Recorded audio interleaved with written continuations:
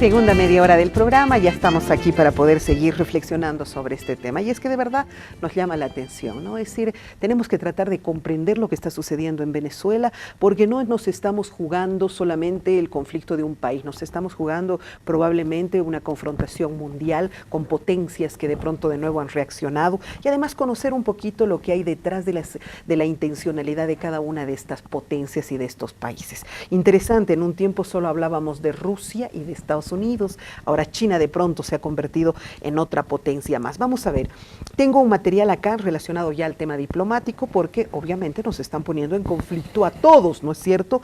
Y hay la nota relacionada a que ya se ha enviado un embajador al Ecuador, y claro, se ha puesto en conflicto a ese país, se ha puesto en conflicto a la propia embajada, y esa ha sido la determinación de Guaidó, que ha enviado a su representante en ese país vecino. Adelante, por favor.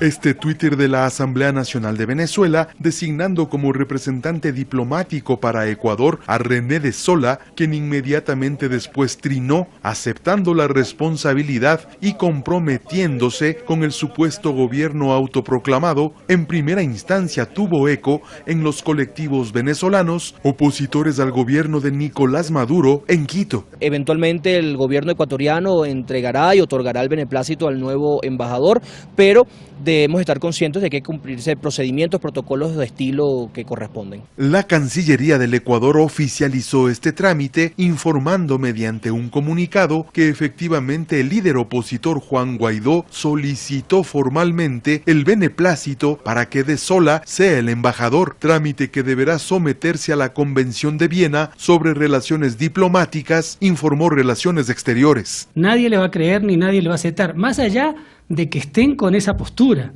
porque saben que no puede aceptar la Cancillería ninguna cartas credenciales que no sean del gobierno legítimamente constituido y reconocido en todo el mundo y reconocido por Naciones Unidas. Este hecho generó tensiones en la Embajada de Venezuela en Quito, donde se trabaja con normalidad los diferentes trámites consulares para sus ciudadanos, pero bajo resguardo policial solicitado por el encargado de negocios del gobierno de Nicolás Maduro. Esto tiene inmunidad, esto es propiedad del gobierno del Estado venezolano.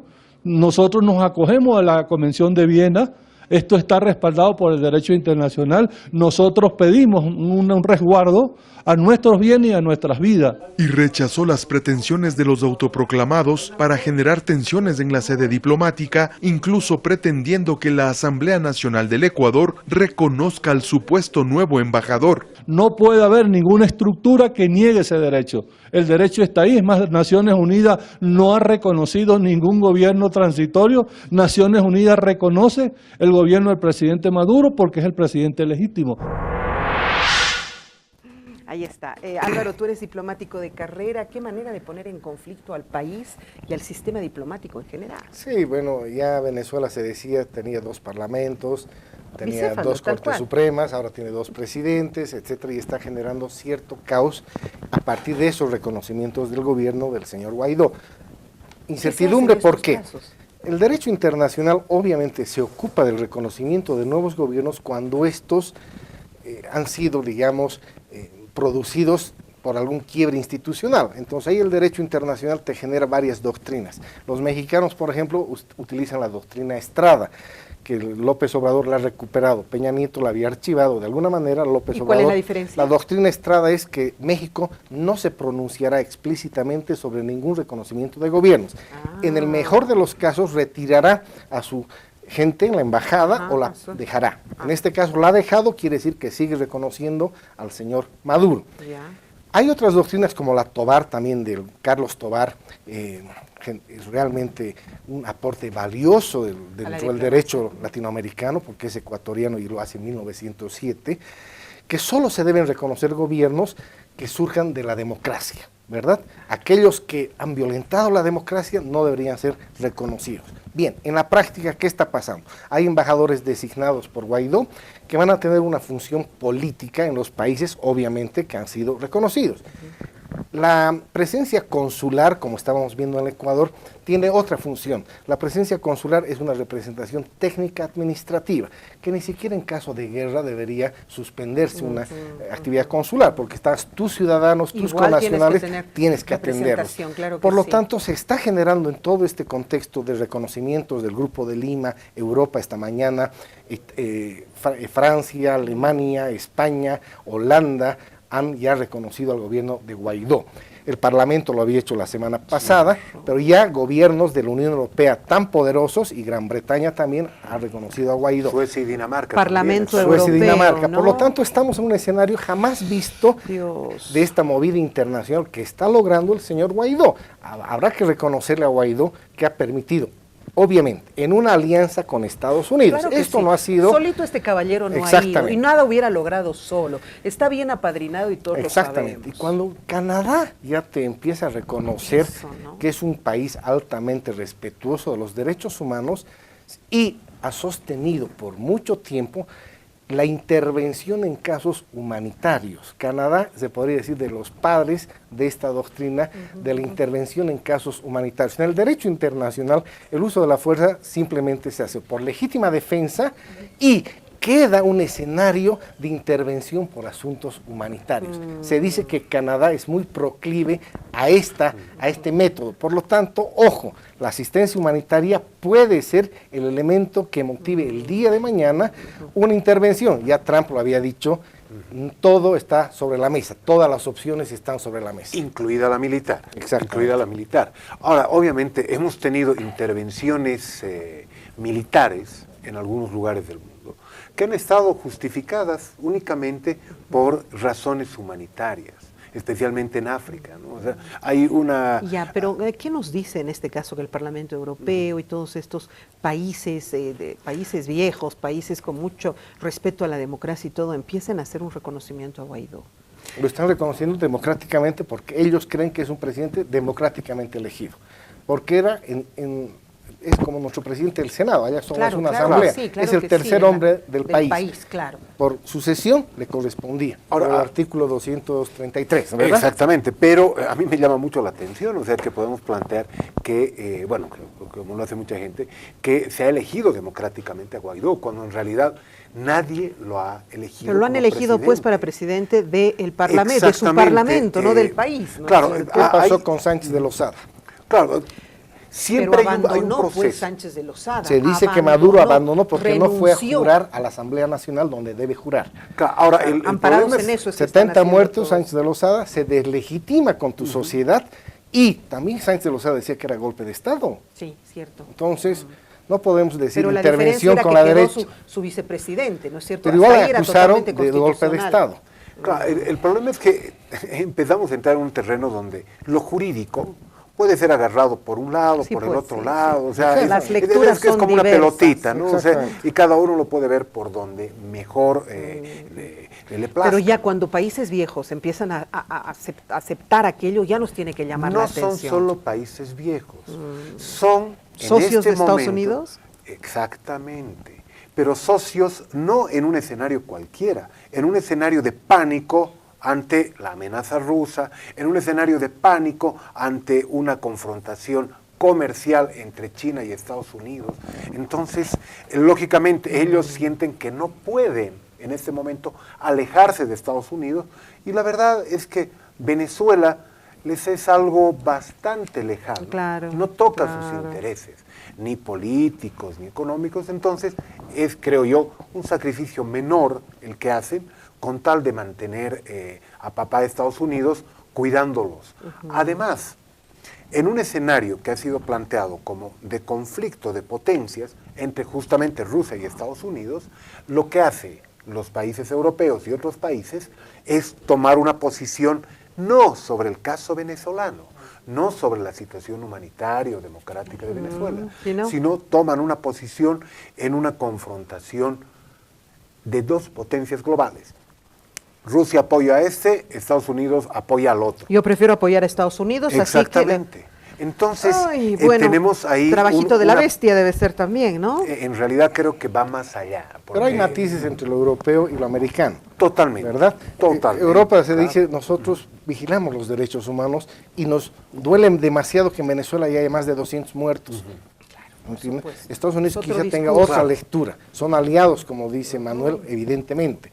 Pero en algunos casos, la Unión Europea está al lado de Rusia y en contra de Estados Unidos.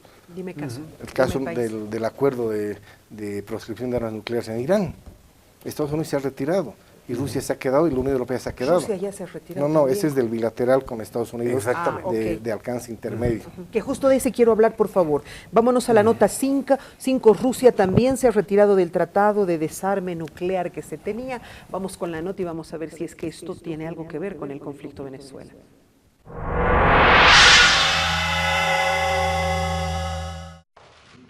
Rusia reacciona y suspende su participación en el Tratado de Desarme Nuclear, en el denominado INF.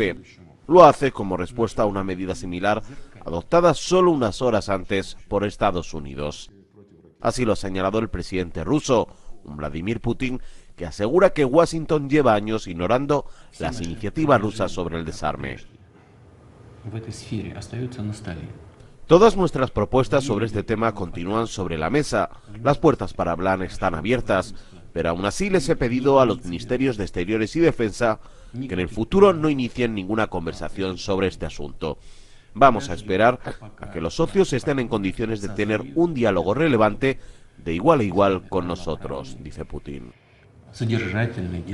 Desde la Casa Blanca, Trump anunció que este sábado comienza un proceso de retirada que se completará en 6 meses, al tiempo que negó que dicha decisión tuviera nada que ver con una amenaza creciente de China.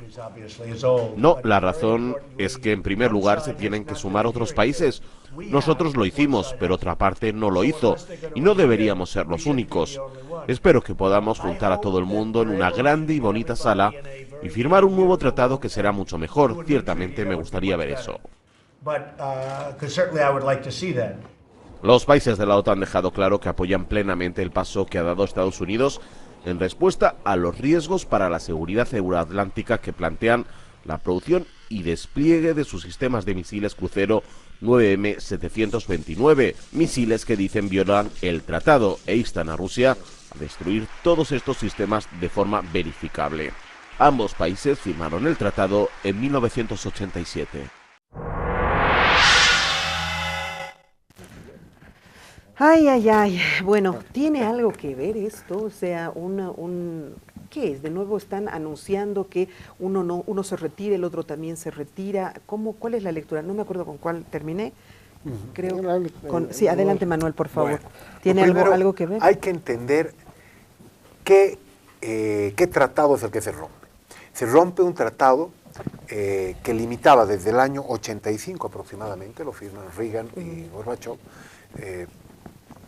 el desarrollo y el desplazamiento de armas con capacidad nuclear de alcance medio. Correcto. Es decir, entre 50 y 500 kilómetros, si mal no me equivoco, o es entre 500 y 5.000 kilómetros. Sí, creo que es hasta los 5.000 kilómetros.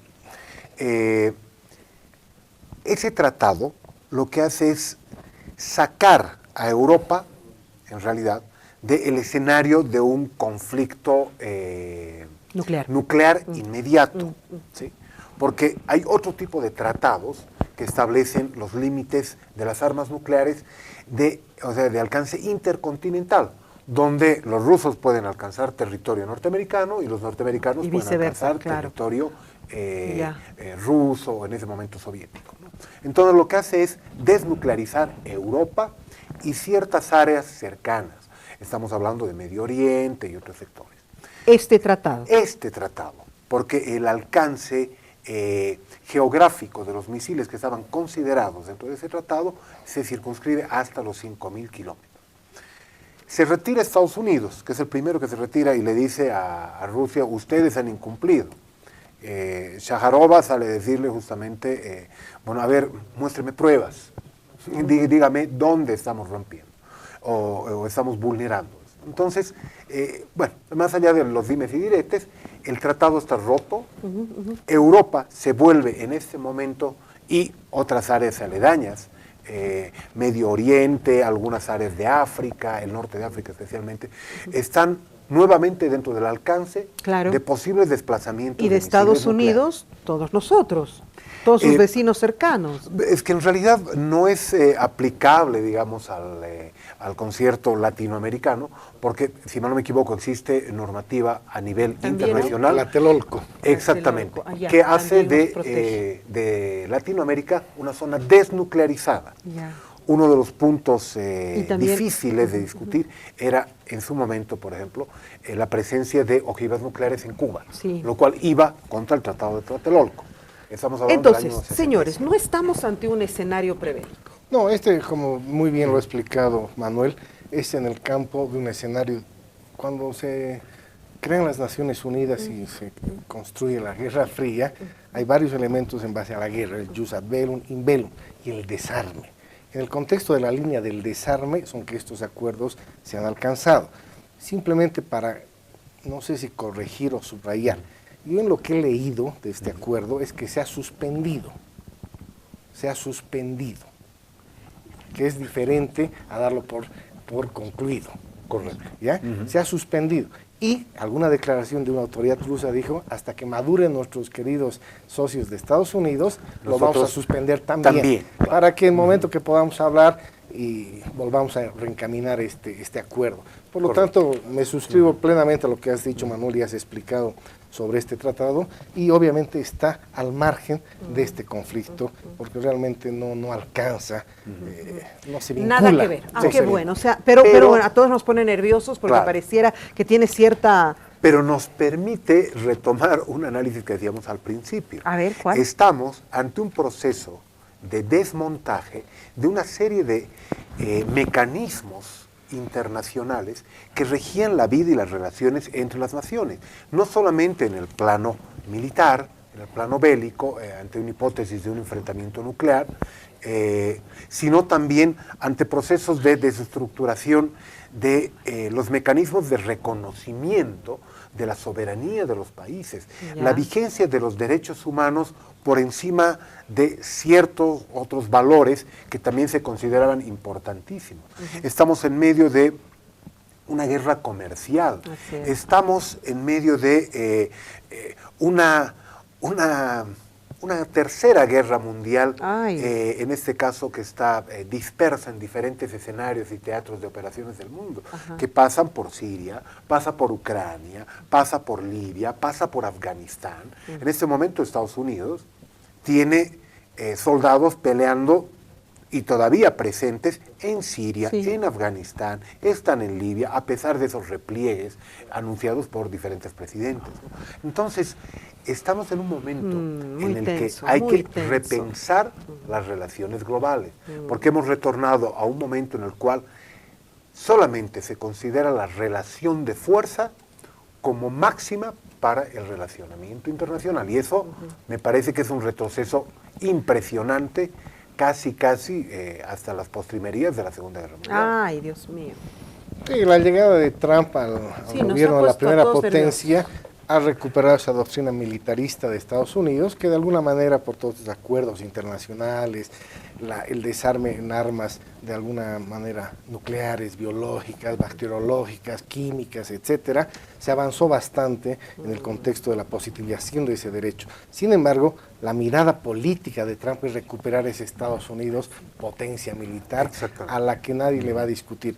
No estamos tranquilos por Venezuela en el sentido que este acuerdo no tiene nada No que ver, tiene que ver, lo qué que no bueno. implica Ah, que estemos tranquilos como sociedad internacional. Claro que sí. Evidentemente, O sea, si no es por un lado, aparece por el otro el conflicto. Manuel nos está describiendo obviamente ese escenario de que se están sucediendo algunos hechos que ponen en ciertos niveles de amenaza una paz que la hemos estado de alguna manera gestionando más allá de esos conflictos existentes en varias partes del mundo, pero no podríamos negar que hay una cierta paz que fue administrada después de la Segunda Sí, Guerra Mundial. sí, sí. Podemos llegar a activar una tercera guerra mundial, no va a ser por Venezuela. Así es. No va a ser por Venezuela, hay otros intereses, todavía creo yo un liderazgo chino que no cree no lo veo en una actuación militar. Sí, ¿no? Creo que China está más bien Comercialmente. comercial, económicamente, Ocupado del etcétera. tema económico, ¿no? Rusia y Estados Unidos están recuperando sabios. esa noción militarista, ¿no? O sea, Claro. Ahora, ojo que también ese desarrollo militar chino en los últimos años